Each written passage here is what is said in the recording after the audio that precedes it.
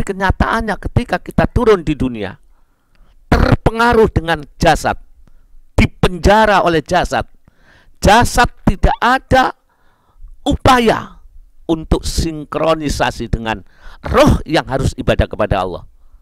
Akhirnya roh manusia itu kalah dengan kepentingan jasad. Ini awal dari hancurnya fitrah.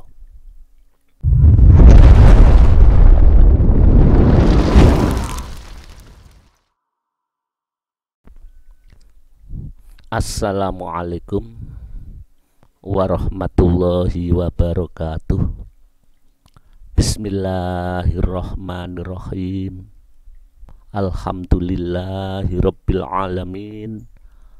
Allahumma ya wahidu ya ahad, ya wajidu ya jawad. Sholli wa sallim wa barik ala sayyidina Muhammadin wa ala ali sayyidina Muhammad fi kulli lamhati wa nafasim bi'adati maklumatillahi wa fuyudatihi wa amdati. Amma ba'du. Kepada hadirin yang hadir dalam wawancara atau dalam tausiah masalah hancurnya fitrah manusia setelah turun ke dunia, pemirsa dimanapun Anda berada, salam hormat kami dan mohon doa restunya yang sangat agar sedikit ilmu ini bisa bermanfaat. Salam kepada siapapun yang mendengarkan atau melihat tayangan ini. Judul yang diberikan pada saya, materinya adalah hancurnya fitrah manusia ketika turun di bumi, di dunia ini. Ini ketika materi ini diberikan pada saya berpikir, iya, mengapa demikian? Padahal manusia itu ciptaan Allah yang sangat sempurna. Apalagi kita sebagai umatnya Kanjeng Nabi Rasulullah Sallallahu Alaihi Wasallam. Tapi mengapa ketika turun di dunia, mestinya manusia itu fitrah, tapi kenyataannya seperti demikian ini. Di mana-mana ada kerusakan, di mana-mana banyak masalah, yang mana itu disebabkan ulah tangan manusia itu sendiri. Pertama kali kami akan membahas fitrah. Manusia itu ada di alam arwah sebelum turun ke bumi. Alam arwah itu alam roh. Turun ke bumi ini diberi materi atau jasad. Ya. Itu oleh Allah itu diberi baiat, ditanami. Perjanjian masalah tauhid yang kemarin sudah dibahas. Masalah tauhid, masalah keimanan. Dan akhirnya manusia itu diuji dulu oleh Allah. Lah tempat penguji ini adalah tidak lain adalah di dunia ini. Diuji di dunia ini. Apakah betul-betul mampu mempertahankan fitrah itu atau malah tergoda dengan ujian itu. Ya. Ketika ada di alam arwah yang kemarin sudah kita bahas, qalu bala syahidna. Ketika ditanya apakah aku ini Tuhanmu, kita semuanya itu ditanami perasaan, iya engkau Tuhanku ya Allah. Syahidna, dan kami menyaksikan. Loh, ini akhirnya diuji oleh Allah turun ke bumi ini. Karena bumi ini, dunia ini materi, alam materi. Akhirnya roh yang diturunkan di bumi ini diberi oleh Allah rumah. Rumahnya ya jasad ini. Itu pun kontrak. Nanti sewaktu-waktu oleh Allah dipanggil kembali untuk mempertanggungjawabkan fitrah yang ditanam oleh Allah. Ya. Nah, jadi di sini ini kita diuji untuk mempertahankan fitrah itu sampai akhir hayat. Jadi kalau kita ini ingin mati husnul khotimah, fitrah harus dibawa. Tapi mengapa ketika turun di dunia ini hancur? Disinilah pertama karena manusia lupa kalau kita ini berjanji kepada Allah bahwa kita ini ada tauhid, ada iman. Ya maklum kalau kita lupa karena kita perjanjian itu di alam roh sana. Ketika turun di dunia, kita ini dipenjara oleh jasad. Jasad ini merupakan penjaranya roh. Dan kita harus keluar dari kepentingan-kepentingan jasad. Akhirnya kita diingatkan yang disebut muwahadah. Ada muwahadah, ada mujahadah. Ya, ini sesuatu yang tidak bisa lepas. Muwahadah ini artinya mengingatkan kembali. Bagi manusia yang beriman, yang fitrah, turun di dunia ini, diingatkan kembali oleh Allah bahwa kita ini adalah mengabdi kepada Allah. Wa ma khalaqtul jinna wal insa illa liya'budun. Jadi kita ini diciptakan oleh Allah, bahkan jin dan manusia ini untuk mengabdi kepada Allah. Lah mengabdi kepada Allah itu harus ya sesuai dengan perjanjian. Kita diingatkan. Akhirnya diaplikasikan ingatan itu dalam sholat 5 waktu. Jadi sholat itu sendiri selain mengabdi, menyembah kepada Allah, itu ada mengingatkan kita. Coba 5 waktu itu 17 rakaat. Di situ ada perjanjian kita dengan Allah yang diaplikasikan dalam surat Fatihah. Sehingga kita mengatakan kepada Allah, menyatakan kepada Allah, iyyaka na'budu wa iyyaka nasta'in. Itu pernyataan, perjanjian kita kepada Allah. Kepadamu ya Allah semata-mata saya mengabdi, menyembah kepadamu. Hanya kepadamu kami menyembah kepadamu. Yang kedua, apa yang terjadi? Peringatan kedua kita berjanji, wa iyyaka nasta'in, dan kepadamu ya Allah, hanya kepadamu ya Allah semata-mata kami mohon pertolongan, minta pertolongan kepadamu. Oleh karena itu perjanjian ini mengingatkan kita agar kembali kepada fitrah. Lah logikanya ini harus dipraktekkan. Makanya orang sholat itu tidak hanya sekedar formalitas, tapi dipraktekkan isinya sholat. Ketika kita janji iyyaka na'budu, artinya keluar masuknya napas, hidup kita harus bernilai liya'budun, menyembah kepada Allah semata-mata. Lu ini di akhir-akhir ini sudah rancu. Artinya 100% hidup kita ini harus menyembah kepada Allah. Maka kita cari ilmunya.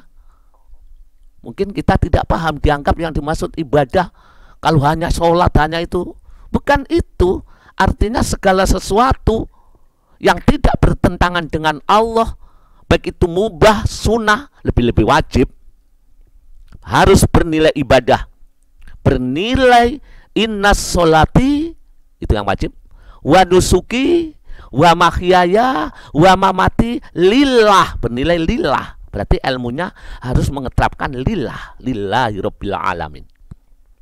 Nah, kita tidak paham. Karena perjanjian hanya Allah yang kita sembah, berarti ketika kita bekerja, hati harus menyadari, aku bekerja lillah karena Allah. Aku tidur, bismillah, tidurku karena Allah. Aku berumah tanggaku karena Allah. Aku melaksanakan apapun yang tidak bertentangan dengan perintah Allah, niat lillahi ta'ala, itu lillah. Dan lillah itu bukan hanya ucapan, tapi harus praktek kesadaran di dalam hati ini. Misalkan kita di sini, sudah adakah ini karena Allah? Apakah kita tidak mampu? Padahal kita sudah janji, iyyaka na'budu, hanya kepadamu ya Allah kami menyembah. Dan seterusnya, wa iyyaka nasta'in, itu artinya hanya kepadamu ya Allah kami mohon pertolongan, mohon pertolongan kepada Allah Subhanahu wa Ta'ala. Tapi kenyataannya ketika kita turun di dunia, terpengaruh dengan jasad, dipenjara oleh jasad, jasad tidak ada upaya untuk sinkronisasi dengan roh yang harus ibadah kepada Allah. Akhirnya roh manusia itu kalah dengan kepentingan jasad. Ini awal dari hancurnya fitrah. Artinya manusia sudah tidak tahu dengan tujuan hidup. Padahal hidup ini ada tujuan, illa liya'budun. Tujuan hidup, wama umiru illa liya'budullaha mukhlisina lahuddin. Jadi Allah tidak memerintah kita hidup di dunia ini, kecuali memerintah untuk beribadah kepada Allah dengan murni. Artinya walaupun kita ini tidur, walaupun kita berumah tangga, walaupun kita minum, walaupun kita melakukan perbuatan apapun yang baik, harus bernilai ibadah. Hanya yang menentukan adalah niat dan kesadaran di dalam hati. Hanya karena Allah. Nah, terutama diri kita dan kita ya, Ma'asyiral yang hadir. Karena kita tidak tahu dengan tujuan hidup.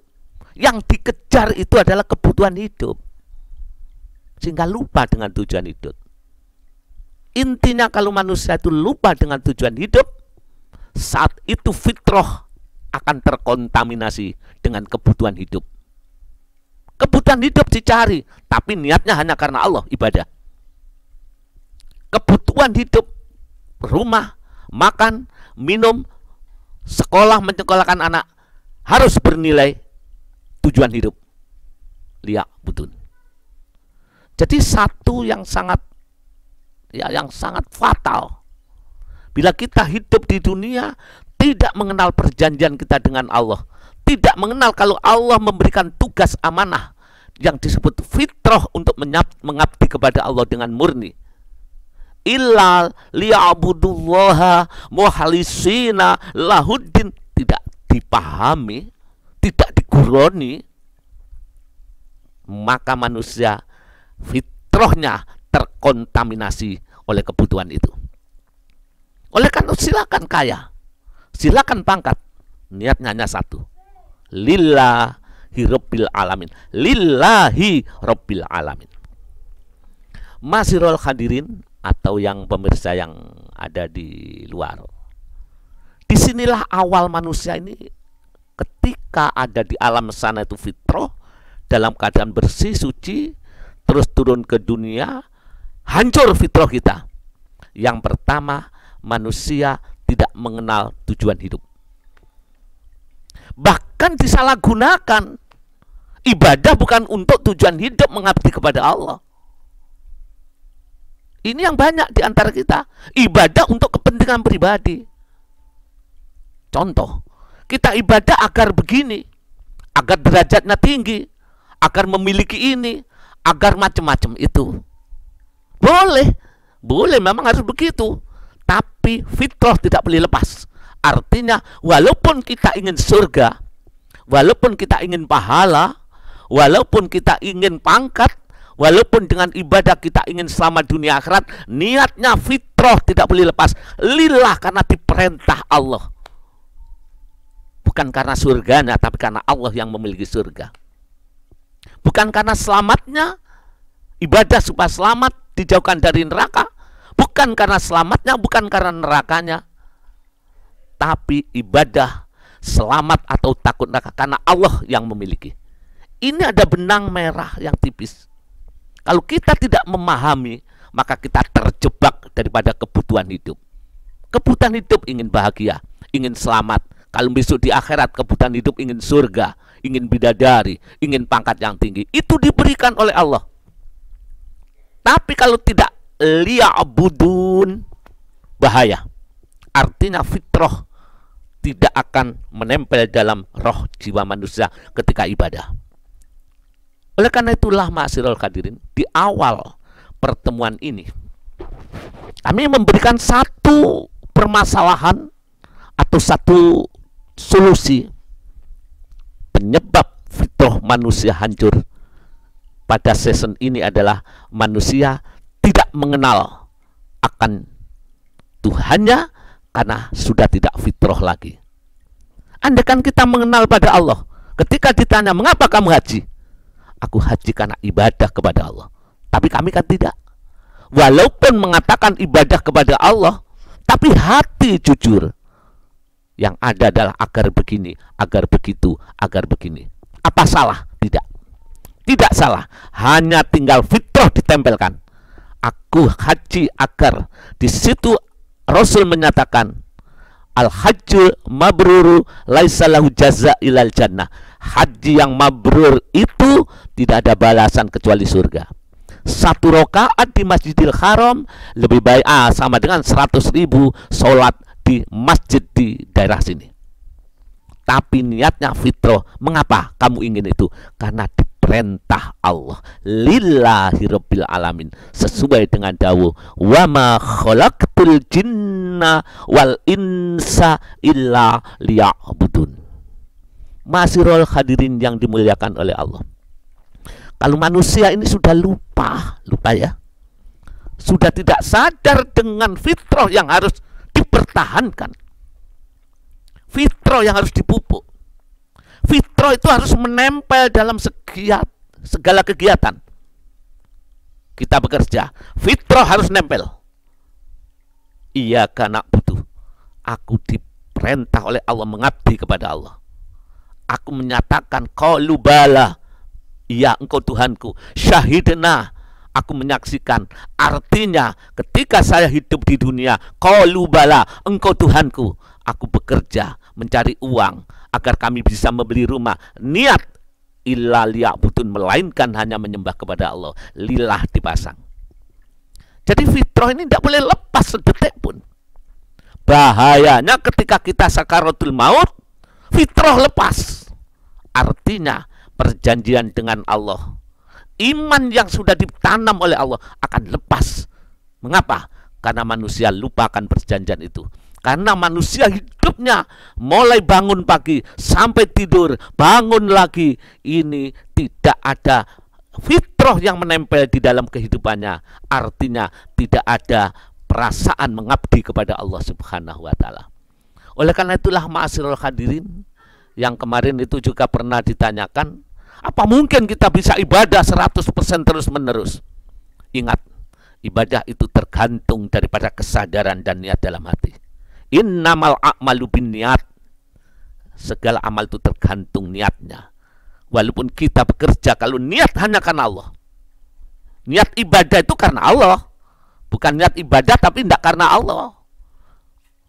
Walaupun amal itu baik, kalau tidak ada niat karena Allah, tidak menempel fitrah, amal itu nanti akan terjadi ditolak oleh Allah. Kullu amalin la ikhlasu fihi ay laisa lillah wala billah mardudun wa madrubun li wajhi sahibi. Mungkin saya sendiri dengan bekerja, dengan ibadah, dengan sholat, dengan susah payah, dengan ilmu, tapi kalau tidak bernilai lillah dan billah, artinya tidak ikhlas. Tidak ikhlas itu ailaisa lillah, gak ngerti lillah, hati tidak ada lillah, lil selain Allah, li ghairillah wala billah, dan tidak ada perasaan bahwa itu dikehendaki Allah, bahwa itu pertolongannya Allah. Malah bighairillah, merasa dari dirinya, merasa dari makhluk, merasa dari orang lain. Apa kata dawuh ini? Mardudun, ditolak. Bahkan wa madrubun li wajhi sahibi. Jadi akan dilempar kepada orang beramal. Ini loh amalmu. Ternyata kamu hidup di dunia bisa bicara ikhlas, tapi tidak tahu apa ikhlas itu. Kamu bisa bicara mengabdi kepada Allah, tapi kamu tidak pernah mengabdi kepada Allah. Kamu hanya mengabdi kepada kepentingan dirimu, agar kamu begini, agar kamu begitu. Ma'asyiral hadirin yang dimuliakan oleh Allah Subhanahu wa Ta'ala. Ini sekedar season pertama, hancurnya fitrah manusia tidak mengerti dengan amanat yang diberikan Allah di alam roh. Di alam roh manusia suci, tapi ketika turun di dunia, amanat ini kita sudah berupa materi, berupa jasad, kita lupa, sehingga hidup kita tidak pernah menyembah Allah. Walaupun mungkin kita sholat, tapi nilainya tidak ada penyembahan kepada Allah. Kita tidak kenal kepada Allah, sehingga sholat kita, terutama sholat saya, ini belum begitu baik, bahkan tidak baik sama sekali. Oleh karena itu maaf, ini kalau sedikit agak keras, memang inilah ilmu. Hakikat sholat adalah aqimis sholata lidzikri. Hakikat sholat adalah menegakkan sholat untuk ingat kepada Allah. Artinya bersama fitrah sholat itu mengingat kepada Allah, bahwa kita menyembah kepada Allah, bahwa kita hanya minta pertolongan kepada Allah. Termasuk sholat kita, ibadah kita, ini sebab pertolongan Allah, bukan karena kita sendiri. Saya kira cukup ya. Nanti bisa dikembangkan. Satu season fitrah manusia hancur karena tidak kenal kepada Allah, karena ketika turun di dunia dia lupa bahwa ada perjanjian, ada baiat dari Allah kepada makhluknya, roh manusia, sehingga manusia hidup bukan untuk tujuan hidup illa liya'budun, tapi manusia hidup hanya kepentingan kebutuhan hidup, kepentingan pribadi, baik itu dunia maupun akhirat. Kepentingan itu harus kita arahkan melalui power plan, yang mana Al-Quran itulah kembali kita akan mendapat petunjuk Al-Quran dan Al-Hadis. Saya kira cukup, semoga manfaat. Satu, sholawat ini termasuk salah satu pembersih jiwa, mampu untuk menyampaikan kita kepada Allah karena bernilai tauhid. Semua baik, cuma yang saya baca ini, Allahumma ya wahidu ya ahad, ya wajidu ya jawad, sholli wa sallim wa barik ala Sayyidina Muhammadin wa ala ali Sayyidina Muhammad fi kulli lamhati wa nafasim bi adadi maklumatillahi wa fuyudatihi wa amdadi. Assalatu wassalamu alaika wa ala alika ya sayyidi ya Rasulullah. Wassalamualaikum warahmatullahi wabarakatuh.